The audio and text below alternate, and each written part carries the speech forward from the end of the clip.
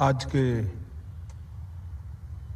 Police स्मृति दिन समारोह के अवसर पर यहाँ उपस्थित श्री अजय कुमार मिश्रा जी, गृह राज्य मंत्री, श्री निशित प्रामाणिक जी, श्री अजय कुमार भल्ला जी, श्री तपन कुमार डेका जी, श्री अनीश दयाल सिंह, महानिदेशक एसएसबी, उपस्थित इंटरपोल के अध्यक्ष और महासचिव, उपस्थित सभी अलग अलग फोर्सेस के अधिकारीगण और देश भर में इस कार्यक्रम को देख रहे अलग अलग पुलिस बल के प्रिय जवानों, सीएपीएफ के जवानों, आज पुलिस स्मृति दिन के अवसर पर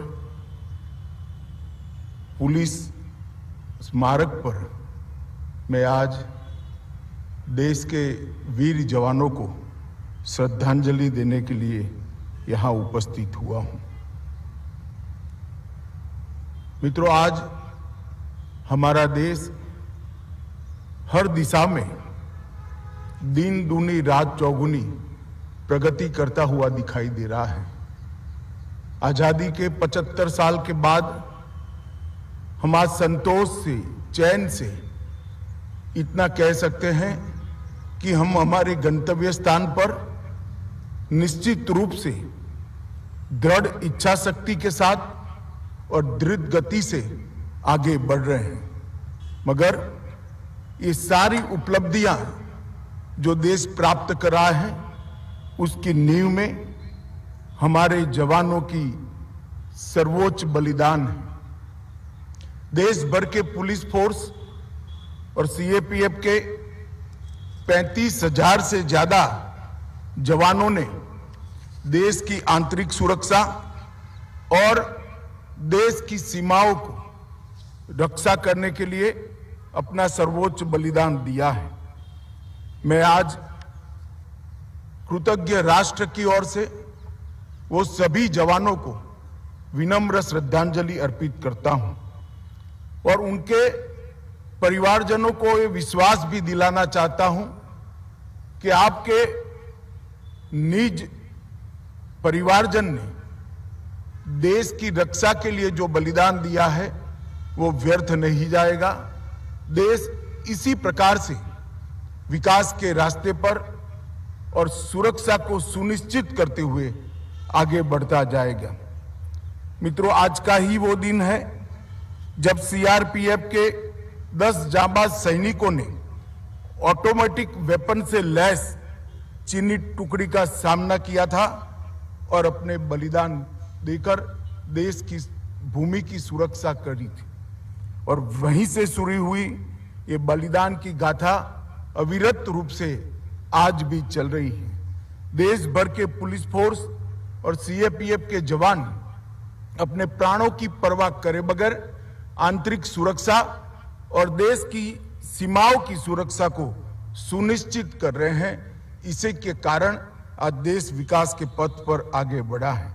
मैं फिर से एक बार ये बलिदानी सभी जवानों को सत सत नमन कर विनम्र श्रद्धांजलि देना चाहता हूं। मित्रों, आज जब यहाँ पर आए हैं तब मैं इतना जरूर कहना चाहूंगा, हर इंसान का सर झुकेगा उस जवान की शहादत के मान में जो शहीद हुए हमारे देश की हिफाजत में। और इस अवसर पर मैं देश भर की जनता को भी कहना चाहता हूं कि हमारे पुलिस फोर्स देश की आंतरिक सुरक्षा को सुनिश्चित करने के लिए कठिन से कठिन जिम्मेदारियों का निर्वहन करते हैं और ड्यूटी के समय किसी भी प्रकार की गोताही करे बगैर ड्यूटी को अंजाम देते हैं। इसी के कारण इतना बड़ा देश, इतनी विविधताओं वाला देश आज विकास के रास्ते पर अग्रसर है।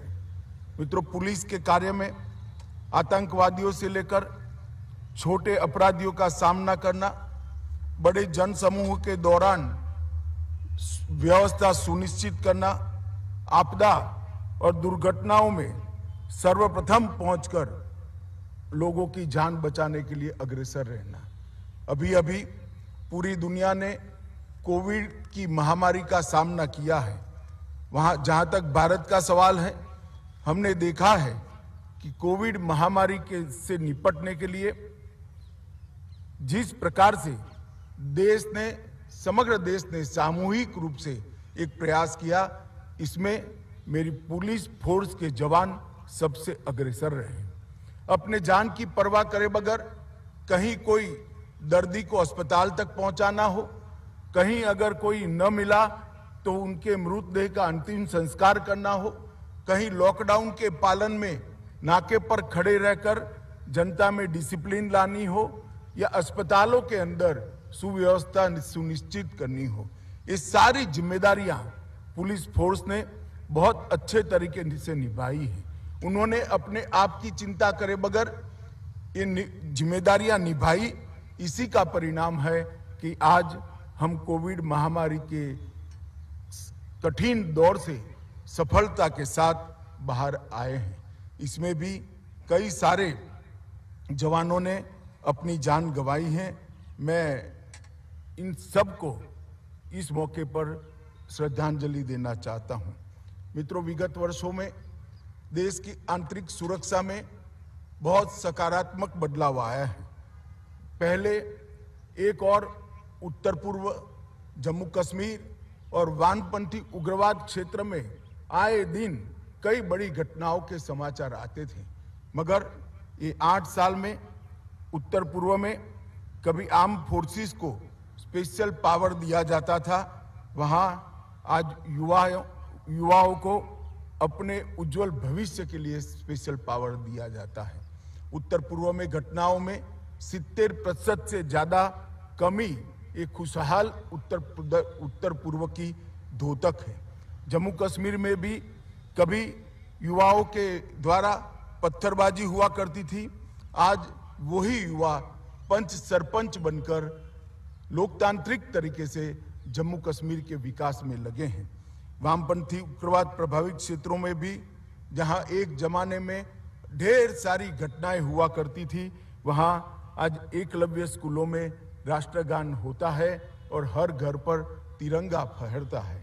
प्रधानमंत्री नरेंद्र मोदी जी के नेतृत्व में देश की आंतरिक सुरक्षा को सुनिश्चित करने के लिए गृह विभाग ने ढेर सारे प्रोएक्टिव कदम उठाए हैं और उन कदमों को नीचे तक ले जाने का काम हमारे देश भर की पुलिस फोर्स और हमारे सीएपीएफ ने किया है।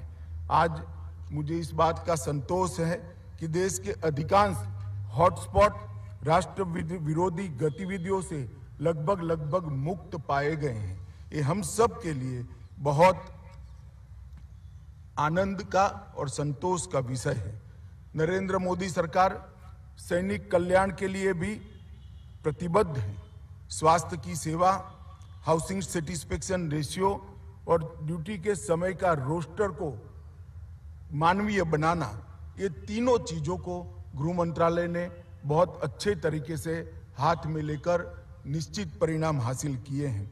हमारे जवानों का आयुष्मान सीएपीएफ योजना के माध्यम से मोदी सरकार ने लगभग 35 लाख कार्ड वितरित किए हैं और अब तक 20 करोड़ से ज्यादा राशि इसका भुगतान भी किया गया है। जहां तक आवास का सवाल है, अभी सीएपीएफ ई आवास वेब पोर्टल की मदद से क्वार्टरों को और पृथक पारिवारिक आवास की सुविधाओं को सम्यक रूप से बांटने में बड़ी सहायता हुई है। मैं आप सभी को इस बात की ओर ध्यान दिलाना चाहता हूं कि 2014 में हमारा हाउसिंग सेटिस्फेक्शन रेशियो 37% था, वर्तमान में बढ़कर 48% हो गया है। वो हम सब के लिए संतोष का विषय है। 31,000 से ज्यादा आवासों का निर्माण पूरा हो चुका है, 17,000 के करीब आवास निर्माणाधीन है और 15,000 से अतिरिक्त आवासों का निर्माण प्रस्तावित है।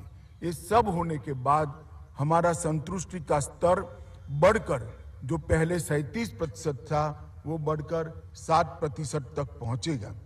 नरेंद्र मोदी जी के नेतृत्व में आवास संतुष्टि दर को हमने प्राथमिकता दी है। एनसीसी के कैडेट को रोजगार में प्रोत्साहन देकर पुलिस फोर्स में ट्रेन मैन पावर उपलब्ध हो, इसके लिए हमने ढेर सारे कदम उठाए हैं। सी सर्टिफिकेट, बी सर्टिफिकेट और ए सर्टिफिकेट के लिए 5%, 3% और 2% उनको मार्क का ग्रेस देकर आगे हम बढ़े हैं। मित्रों, मैं यहाँ लंबी बात करना नहीं चाहता। हमारे देश भर के पुलिस फोर्स और सारे सीएपीएफ के जवानों ने जो बलिदान दिया है, उसके लिए मैं कुछ पंक्तियाँ कहना चाहता हूँ।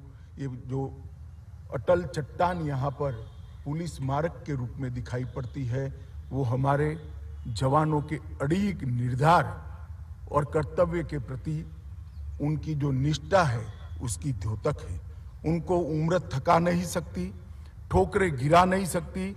अगर जिद हो जीतने की तो हार भी हरा नहीं सकती। इस वाक्य को लेकर हमारे जवान देश की सेवा में सदैव समर्पित रहते हैं। मैं देश भर की पुलिस फोर्स और सीएपीएफ के सभी जवान और उनके परिवारजनों को आज पुलिस स्मृति दिन के दिन सैल्यूट कर उनकी सेवाओं की अनुमोदना करता हूं और मैं विश्वास दिलाना चाहता हूं कि भारत सरकार आपके और आपके परिवारजनों की सुरक्षा के लिए और सभी सुविधाओं के लिए प्रतिबद्ध है और इसी दिशा में काम करती रहेगी। वंदे मातरम। धन्यवाद महोदय।